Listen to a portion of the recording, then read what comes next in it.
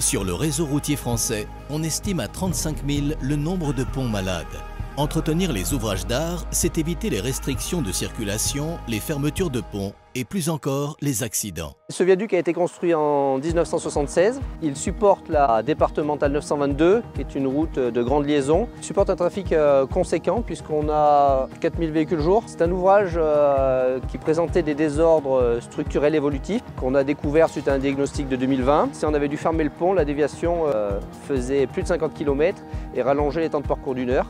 Donc l'opération de réhabilitation présente un coût de 2,7 millions d'euros, que si on avait dû reconstruire l'ouvrage, on aurait été au-delà des 15 millions. Il y a eu un renfort de la culée en terre armée.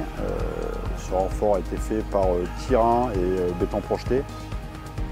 Et ensuite une deuxième phase où c'est plutôt sur la superstructure, où des longues lignes de rives ont été démontées et reconstruites. La sécurité des usagers a été améliorée. Deux types de garde-corps ont été mis en place pour la circulation piétonne en rive d'ouvrage. Et un deuxième dispositif de retenue a été mis en place qui n'était pas présent auparavant, un dispositif H2 afin de retenir les véhicules lourds et légers en cas de choc. Aussi, il a fallu s'adapter sur un changement de normes en cours de chantier au niveau des extrémités, avec notamment la mise en place d'atténuateurs de choc. Les travaux ont donc permis de prolonger cette durée de vie d'au moins 50 ans.